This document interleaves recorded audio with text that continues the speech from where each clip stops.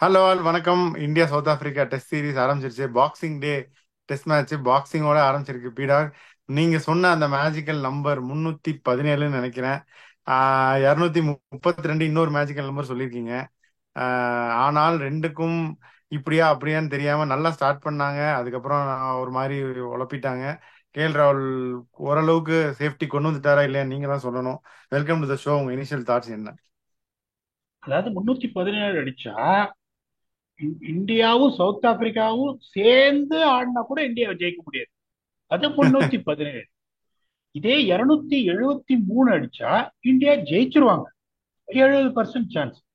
இதே 252 அடிச்சா உங்களுக்கு வந்து there is going to be a battle. 232 all out ஆனா there is going to be south Africa who will have an advantage. இப்ப நிறைய பேர் என்ன சொல்றாங்கன்னா, இப்ப இன்னொன்னு நம்ம சொன்னோம், இந்த முதல் magical moment dominate the test matches first 35 overs. First India batting ஆனா அந்த 35 ஓவர் பேச யார் வின் பண்றாங்களோ they will get the momentum forward அப்படின்றத கொஞ்சம் படிச்சு படிச்சு இந்த ஷோலையும் சொன்னேன், ட்வீட்லயும் போட்டேன். அதாவது இப்ப நான் சொல்ல போறது எல்லாருக்கும் ரொம்ப சர்ப்ரைசிங்கா இருக்கும். ஒரு படுகேவலமான ஒரு சவுத் ஆப்பிரிக்கா போலிங்ல 208 for 8. இதே ஒரு வேர்னன் பிலாண்டரு இல்ல சைடு எடுத்து சாஃப்டா பேசுற சரக்கோ இருந்தா 95, இல்ல இன்னொரு 5 ரன் கூட மொய் போடுவாங்கல்ல கல்யாணத்துல, ஒரு 5 ரன் கூட போட்டீங்கன்னா 100 ரன் வந்திருக்கும். அந்த மாதிரியான ஒரு பிச்சு இது. படு கேவலமான போலிங்கு. ரோஹித் சர்மா விக்கெட்டை கொடுத்தாரு, சுப்மான் கில்லி விக்கெட்டை கொடுத்தாரு. அதாவது ரெண்டே ரெண்டு பால் தான் ஜெனுவன் பால். கோலிக்கு ஒரு நல்ல பால் வந்துச்சு, ஸ்ரேயஸ் ஐயருக்கு ஒரு அருமையான பால் வந்துச்சு. மத்தபடி பாத்தீங்கன்னா லாட குறை சொல்ல முடியாது. லார்டு அப்படிதான் ஆடுவாரு. ஆடினாரு, பாவம் அடிச்சாரு, அவுட் ஆயிட்டாரு. அஸ்வினும் பாத்தீங்கன்னா அவுட் ஆயிட்டாரு. இப்ப வந்து என்னன்னு பாத்தீங்கன்னா, எந்த அளவுக்கு இங்க பேட்டிங் ஆடுறது கஷ்டமோ அதை விட கஷ்டம் போலிங் போடுறது. ஏன்னா 30% ஆஃப் பால்ஸ் கையில் வரேனே வந்து ஃபர்ஸ்ட் ஸ்லிப்புக்கு முன்னாடி தான் பிடிச்சாரு. அதாவது இந்த கிரிக்கெட்ல லா மட்டும் கொஞ்சம் ஓகேவா இருந்திருந்தா ஃபர்ஸ்ட் ஸ்லிப்புக்கும் ஆக்சுவலா என்ன பண்ணிருக்கணும், ஒரு விக்கெட் கீப்பிங் கிளவுஸ கொடுத்துருக்கணும். ஏன்னா அந்த அளவுக்கு இன்னைக்கு ஒரு ஒரு 1000 கேலரி பேன் பண்ணிருப்பாரு. அதனால இன்னொன்னு நான் சொன்னேன், சீம் மூவ்மெண்ட்டை கண்ட்ரோலே பண்ண முடியாது இங்க. நீங்க இந்த ஒரு லைன் போடுவீங்க, அப்படியே அலைஞ்சிட்டு போயிட்டு செகண்ட் ஸ்டெப்புக்கு போகும் பால். அதனால நீங்க பால் வந்து அலையறது பார்த்துட்டு பேட்டிங் ஆடுறது தான் கஷ்டம் அப்படின்னு நினைக்காதீங்க. அக்ரீட், பேட்டிங் ஆடுறது கஷ்டம், அதை விட கஷ்டம் போலிங் போடுறது. இப்ப என்னாச்சுன்னா அது பிச்சே ஒவ்வொரு சில இடத்துல இவ்வளவு இவ்வளவு புல்லு கொச்ச கொச்சான்னு புல்லு இருக்கு, ஒரு சில இடத்துல புல்லு கிடையாது.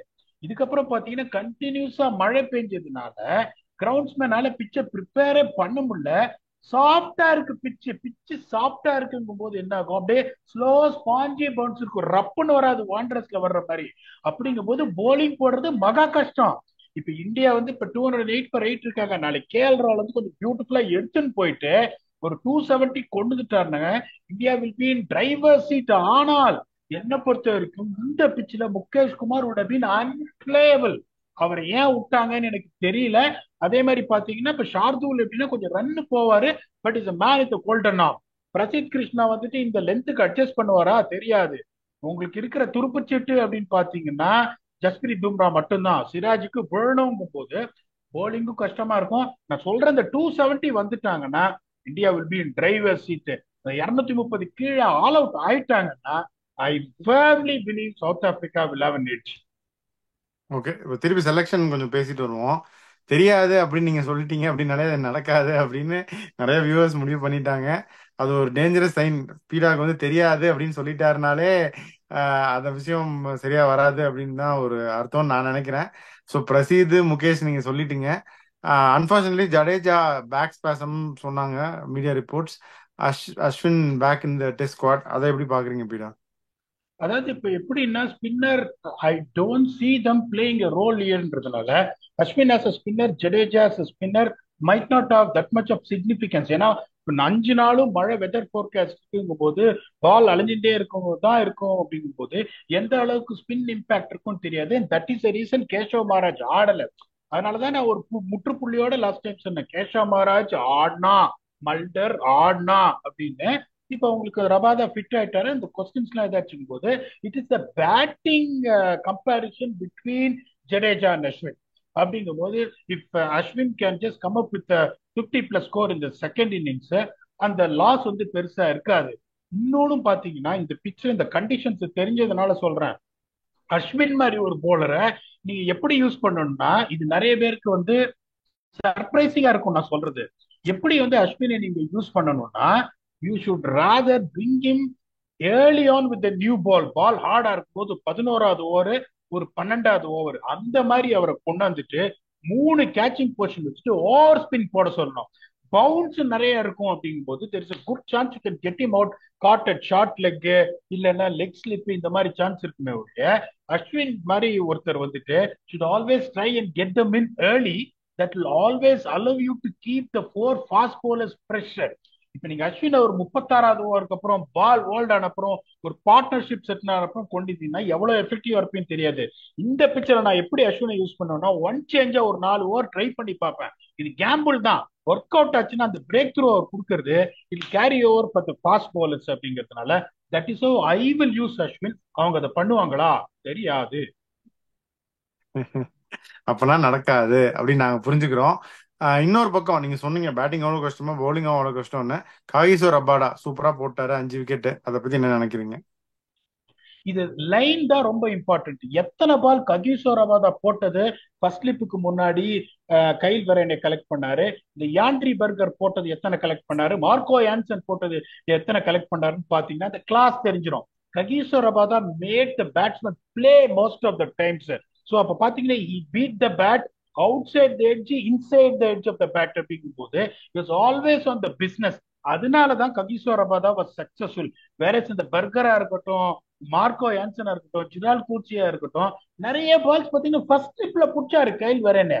அவங்கள நான் குறை சொல்ல, because of the seam movement which normally the Pretoria wicket will have, particularly when it's got moisture in it அப்படிங்கும் போது அந்த 3 பேருக்கு எங்க போடுறதுன்னு தெரியல. என்னோட பயம் என்னன்னா, அதே மாதிரி ரஷீத் கிருஷ்ணாவும் சிராஜும் மாட்டிப்பாரோ அப்படின்ற பயம் தான். 2 போலர் அந்த மாதிரி மாட்டிக்கிட்டு, Shardul Thakur is always someone who won't bowl 10 overs for 17 runs. ரன்னுக்கு போவாரு, விக்கெட் விழும். அதுக்கப்புறம் உங்களுக்கு இருக்கிறது ஒரு ஸ்பின்னர் அப்படிங்கும் போது இது கொஞ்சம் பயப்பட வேண்டிய விஷயம். மேனேஜ்மெண்ட் ரொம்ப கரெக்டா எந்த லைன் எவ்வளவு குரூஷியல்ன்றத நீங்க இது பண்ணணும். பெருசா இருந்து ஸ்விங் பண்ணணும்னு பார்க்காதீங்க. பாருங்க தன்னால ஸ்விங் மூவ்மெண்ட் ஆகும் ஆஃப் த விக்கெட்டுங்கும் போது எந்த அளவுக்கு பேட்ஸ்மேன் நீங்க ஆட வைக்கிறீங்களோ you will be the business. அந்த ஒரே ஒரு பயம் தான். That is why I want this last 2 wickets to prolong to 270 to put India in driver's seat. Okay. Gill நிறைய கிரிட்டிசிசம் வருது. Unfortunately is not been in the best of the forms. அவருக்கு வந்து ரோட்ல அடிப்பாரு, ரோடு மாதிரி ஒரு பிச்சை கொடுத்தா அடிப்பாரு, அகமதாபாத்ல மட்டும்தான் அடிப்பாரு அப்படின்னு. பட் ரொம்ப ப்ராமிசிங் பிளேயர், எல்லாருடைய favourite player, one for the future. எப்படி நீங்க எப்படி பாக்குறீங்க பீடா? ரொம்ப பரிதாபமான டிஸ்மிஸல் அது. அவுட் சைடு லெக் ஸ்டம்ப் போய் இப்படி ஆட போயிட்டு இப்படி எடுத்துன்னு போறதுன்றது அது ஒரு ரொம்ப வருத்தப்பட வேண்டிய டிஸ்மிஸல். அந்த மாதிரி டிஸ்மிஸல் டான் பிராட்மேன்ல இருந்து இப்ப ஆடுற ஷார்துல் தாக்கூர் வரைக்கும் அட்லீஸ்ட் ஒரு தடையாவது அவுட் ஆயிருப்பாங்க. அவரோட போராத காலம் என்னன்னா, வேர்ல்ட் கப்லயும் பெருசா சொல்ற அளவுக்கு அடிக்கல. அதுக்கப்புறம் வந்து சான்ஸ் கொடுத்தாங்க சவுத் ஆப்பிரிக்கால T20ல அடிக்கல. அப்படிங்கும்போது இப்ப அவர் அவுட் ஆயிட்டாருங்கும் போது நைஸ் ஹஸ் பிகம் பிக். இன்னைக்கு அவர் அவுட் ஆனது வந்து ஒண்ணுமே சொல்ல முடியாது, பாவப்படுத்த தவிர வெரி அன்பை. எனக்கு ரொம்ப வருத்தம்னா ரோஹித் சர்மா அவுட் ஆனதுதான். ஒரு ஷார்ட் பாலு, அவரு தோதான ஒரு பாலு, ஒரே ஒரு ஆள் அங்க கம்பெனி இல்லாம தனியா நின்று டீ குடிச்சிருந்தாரு. அவரு கையில நேர ஒரு இன்ச்சு கூட நகர்ல. கேட்ச் பிராக்டிஸ் அந்த மாதிரி கொடுத்து அவுட் ஆயிட்டாரு அப்படின்ற எனக்கு ஒரு வருத்தம் தானே ஒழிய, என்னை பொறுத்த வரைக்கும் Shubman Gill is extremely unlucky. அதேதான். ரோஹித் சர்மா கொஞ்சம் ஒரு குவிக் ரன்ஸ் கிடைச்சிருந்தா இந்த மாதிரி ஒரு பிச்சில் ரொம்ப யூஸ்ஃபுல்லா இருந்துங்களா பீடா? ஒரு 40 ரன் வந்திருந்தாலும் ஒரு பெரிய போனஸ் இல்லையா? அந்த டிஃபரன்ஸ் தான் லாஸ்ட் டைம் ஆன டெஸ்ட் மேட்சுக்கும் இந்த டைம் ஆன டெஸ்ட் மேட்சுக்கும். ஐ அக்ரி, இந்த அளவுக்கு சீம் மூமெண்ட் இல்லை because of the rains. Mayank Agarwal and KL Rahul stitched the partnership of 100 and they were unseparated until the first session. They won the 35 overs period which I spoke about, which is going to be very important for the game. India won it handsomely. அதுக்கப்புறம் பாத்தீங்கன்னா put the foot on the pedal, அங்கேருந்து அவங்க கீழே வரவே இல்லை. இப்போ உங்களுக்கு பாத்தீங்கன்னா விக்கெட் போயினே இருந்துச்சு 24/3. அதுக்கப்புறம் கோலியும் ஸ்ரேயஸ் ஐயரும் பார்ட்னர்ஷிப் எடுத்துனாங்க. திருப்பி டக்குனு விக்கெட் போய் 121/6 down the barrel. 121/6 when you're finishing it 208/8, India has recovered very well. Can they do the same thing and add 50, 60 runs tomorrow to put them in a good position? அது இந்த tail end scale roll எப்படி support பண்றாங்க தெரியாதுன்னு மட்டும் அப்படின்றதுதான் important. சொல்லிடாதீங்க. இல்ல இல்ல நம்மளோட வியூவர்ஸ் எல்லாம் மனசு ஒடிஞ்சிருவாங்க.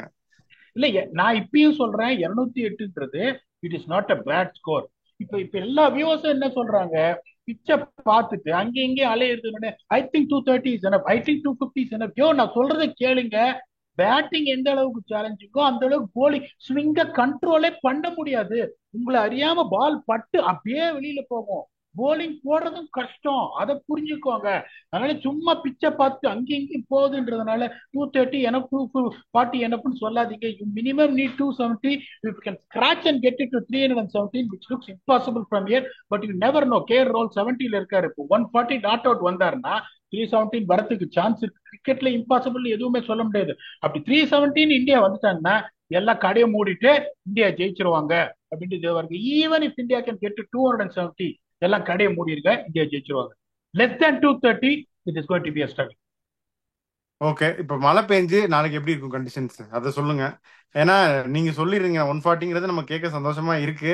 டக்குன்னு ஒரு 2 பால்ல அப்படியே சவுத் ஆப்பிரிக்கா பேட்டிங் வந்துறதுக்கும் சான்ஸ் இருக்கு. பிரெயின் வந்து எப்படி பிச்சை ஃப்ரெஷன் அப் பண்ணிருக்குமா, நாளைக்கு எப்படி இருக்கும் மேட்ச் ஆரம்பிக்கும் போது கண்டிஷன்? இன்னும் கண்ணாப்புனான்னு அலையும், ஸ்லோவா அலையும். இப்ப நீங்க போடுற பவுன்சரே பாத்தீங்கன்னா இப்ப டென்னிஸ் பால் மாதிரி ஸ்பாஞ்ச ஸ்லோ மோஷன்ல, அந்த பாக்யராஜ் அந்த காலத்துல டார்லிங் டார்லிங் டார்லிங்ல ஓடி வர ஒரு பெல் ஸ்பெண்ட் போட்டுனேன் அந்த மாதிரி இப்படி வருது. இப்ப ஜோனாஸ்பர்க்லாம் இப்ப இங்கேயே பாத்தீங்கன்னா எங்க அடி, ஏகப்பட்ட அடி வாங்கினாங்க இந்தியா. என்னன்னா அந்த பிச்சு வந்து ஆஃப் த விக்கெட் எவ்வளவு வேகமா வருது அப்படின்றத ஜட்ஜ் பண்ணாம ஒரு சில ஷாட்ல முன்னாடியே ஆட போய் டம்மு டிம்னு தலையில மாறல வாங்காத அடியே கிடையாது. எல்லா இடத்துலயும் கரும்புள்ளி செம்புள்ளி குத்திட்டாங்க. திருப்பி இந்தியாவும் குத்துவாங்க அவங்களுக்கு, அதுல ஒண்ணும் சந்தேகம் கிடையாது. இப்ப பிரசித் கிருஷ்ணா கரெக்டான லைன் போட்டுட்டார். அவர் வர்ற பவுன்ஸுக்கு நிறைய டாட்டு உண்டு சவுத் ஆப்பிரிக்கா பேட்ஸ்மேனுக்கும். பட் நான் என்ன சொல்ல வரேன்னா, இப்ப இன்னும் என்ன ஆகும், bowling will become more difficult unless otherwise you know how to control this the seam movement of the wicket. அது இல்லைன்னா India are new to this. இந்த பிறந்து இங்கேயே ஆடின சவுத் ஆப்பிரிக்காவே கஷ்டப்படுறாங்கன்னா இந்தியா எவ்வளவு கஷ்டப்படுவாங்கன்னு யோசிச்சு பாருங்க. அதனால bowling here is equally or even more tougher than batting. Okay, so உங்களோட ஃபைனல் தாட்ஸ் என்ன பீடா, ஹெடிங் இன்டு டே 2 உங்களோட இறுதி கருத்துக்கள் என்ன? See, என்னை பொறுத்த வரைக்கும் if I'm sitting with the Indian camp, I won't be disappointed with what I got on the board. But obviously, I at least want that 60 runs to put myself in the extremely strong position and to dominate. நீங்க ஒரு 212 all out ஆனீங்கன்னா ஒரே ஒரு batsman 80 அடிச்சா போறோம். Like what KL ராகுல் did. They're going to overall the target. இப்ப அவங்க 20 run lead எடுக்கட்டும். இப்ப உங்களுக்கு என்னாச்சு, லாஸ்ட் இயர் வாண்டரஸ் லீக் கேப்டவுன்லயும் 110 ரன் லீட் எடுத்தாங்க இல்ல, ஸ்லெண்டர் லீடு தான் எடுத்தாங்க. இப்ப ஃபர்ஸ்ட் டெஸ்ட்ல இந்தியா மட்டும்தான் நல்ல லீட் எடுத்தாங்க. அதுக்கப்புறம் செகண்ட் டெஸ்ட்ல வாண்டரஸ் லீக் கேப்டவுன்லி South Africa manage to squeeze slender lead. அந்த கான்பிடன்ஸ்லேயே ஜெயிச்சிட்டாங்க போது that makes most out of it போது நீங்க ஒரு 220க்கு ஆல் அவுட் ஆகி ஒரு பேட்ஸ்மேன் ஒரு 80-90 அடிச்சு ஒரு 25 ரன் லீடு எடுத்துட்டாங்கன்னா the test match will definitely go in favor of South Africa. Most important thing is how much is the last 2 wickets going to add on, how they are going to use Ashwin as a bowler who can be extremely effective if they use the way I am suggesting them to get him early on in the new ball. It's hard and bounce. அப்படிங்க எங்க ஆளுங்க பாத்தீங்கன்னு வச்சுக்கோங்களேன், முன்னாடி அவ்வளவு தூரம் வந்து ஸ்மாதர் பண்ண தெரியாது ஸ்பின்ன. அப்படியே வந்துட்டு நேரம் நின்றுட்டு அப்ரேட்டா ஆட போவாங்க. பவுன்ஸ் பக்கு பக்கம் வாங்கி போன ஷார்ட் லெக்லி லெக் ஸ்பின் போது அஸ்வினை வந்து அந்த மாதிரி யூஸ் பண்ணி ஒரு 2 விக்கெட் ஏமாத்தி எடுத்துட்டாங்கன்னா India will be on course. So as far as I am concerned, day 1 when you see 208 for 8, இப்ப ஃபர்ஸ்ட் செஷன் இந்தியா வின் பண்ணாங்க 91 for 3. என்ன பொறுத்த வரைக்கும் 85 for 4 செகண்ட் செஷன் வந்து சவுத் ஆப்பிரிக்கா வின் பண்ணாங்க. Third session India 32 for 1, particularly with 8 down போது it is even stevens. நாளைக்கு first session with the bat India win பண்ணாங்கன்னா India will be on course போது there is no need for Indian supporters to feel anything bad. 208 for 8 might look slim on the board, but India will come back strong. This match is wide open. Until we come back to tell you what exactly is the situation India is going to be in on day 2 with more smiling faces. Thanks a lot and bye-bye.